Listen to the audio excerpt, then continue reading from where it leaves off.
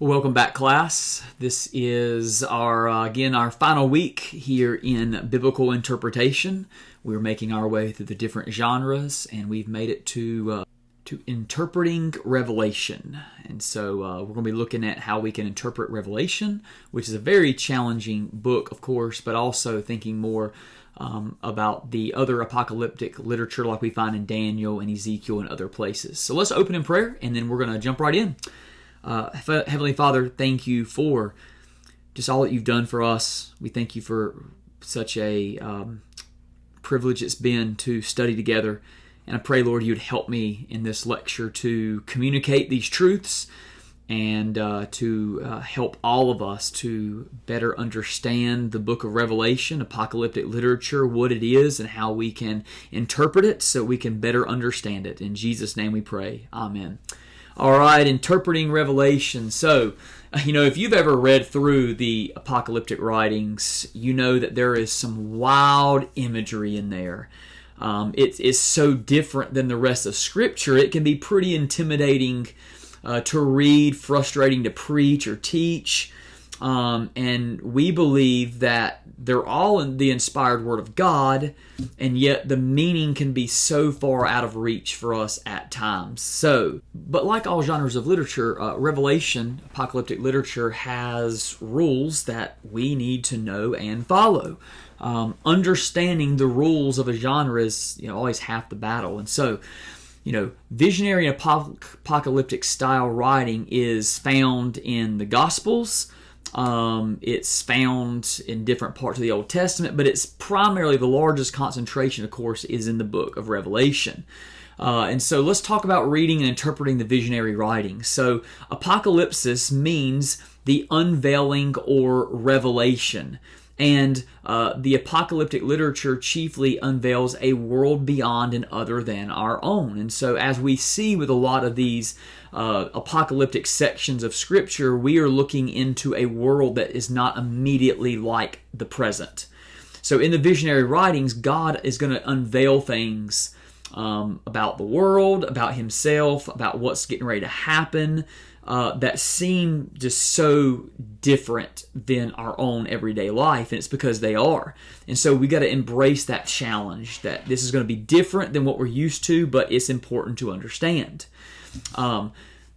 When we're reading and interpreting Revelation and Ezekiel and Daniel, now the primary genre is, it might be apocalyptic or visionary, but we also have to pay attention to the narrative that might be there. There's also doctrine and letters to churches when it comes to Revelation.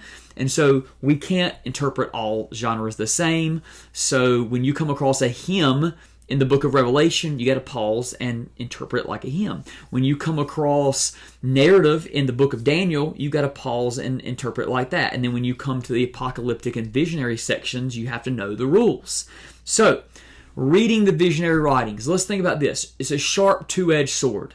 If God has revealed Himself and His plans through these fantastical visions, it's helpful to consider why did He do it this way? He could have done it, He's revealed truth in all sorts of different ways, different genres. But, number one, to encourage and bring hope to the oppressed.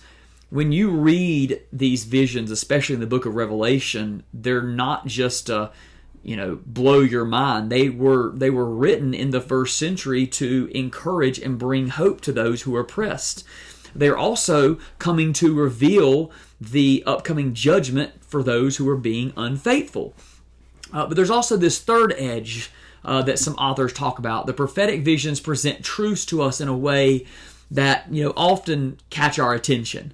They make us dig deeper, look in different ways to find the meaning of a passage because it's not so clear all the time. They're not obvious like the other ways, and so we've really got to understand the context and understand other pieces to understand the meaning. It's also helpful to remember that in these writings you're going to see a lot of symbolic strangeness. You're going to see these symbols that are going to stand for something else. Even though the wildest vision that we see in these books still have a context. There's still a context that surrounds it that might help us, understand the key to the passage. Think about the visions that you see in Revelation. They are given to a persecuted people that may be lacking hope, but needed to be reminded that God is sovereign, God's in control, that God's going to win the victory, and God's going to judge the oppressors. And so he does it through these different visions of things that are to come. With symbolism, a symbol is an image, character, setting, or event that exists in its own right, even if it's like in the book of Revelation, it's this fantastic vision. But it also points to represent something else. So, when you read Revelation 5 and you have this vision of the throne room of heaven, the Son of God is described like, a lion-like lamb. A lion of the tribe of Judah has been slain. And so the different visions and the different pictures you get are symbols. They mean something, but they also point to something else. And that's often the key to understanding this. There's also going to be a lot of colors and numbers.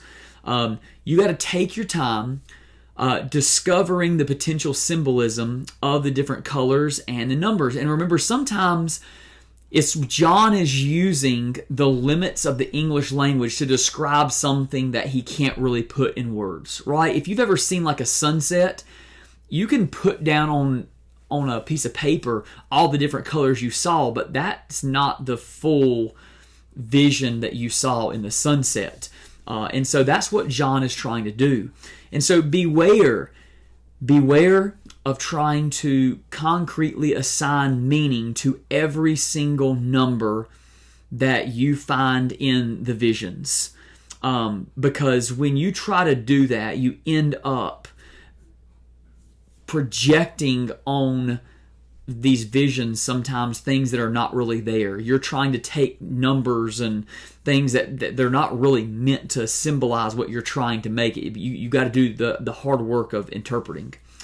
There's also a lot of different characters in the book of Revelation, in Ezekiel, in Daniel, things that are described that you got to understand. In the book of Revelation, you got the serpent, you got a dragon, you got two witnesses, multitude, elders. There are so many different characters that are brought in that you need to kind of understand. Sometimes it's easy, like the elders represent the elders, and there's angels that represent angels, but sometimes the dragon might represent, the woman is going to represent Israel and things like that. So you got to take your time, like we do in narrative, to notice the characters. Are they a major or minor character, and figure out who they stand for.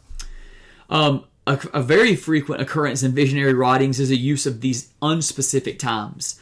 So like we like to know the date, the time, all that kind of stuff when we're making plans. But in the book of Revelation and even in Daniel, you have this like a time, times, and half a time. And it can be very, very confusing. And what I would always say is if you're super duper confused and you've studied and there's no clear answer, maybe it's meant to be like that. Maybe there's not supposed to be like a specific month, date, and year for that. And that's the reason God has given us this vague sense of time. Cracking the code.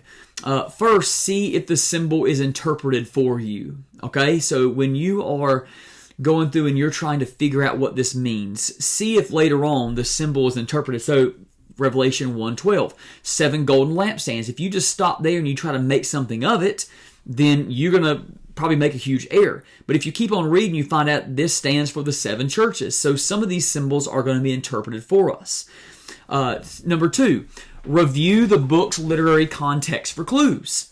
Revelation 17, John gives us the answer to the symbol. So if we're just patient and we read not laser focused on the trees, but we also look at the forest where the trees are, we begin to see clues. Third, the entire context of the Bible sometimes gives us clues as to what's happening.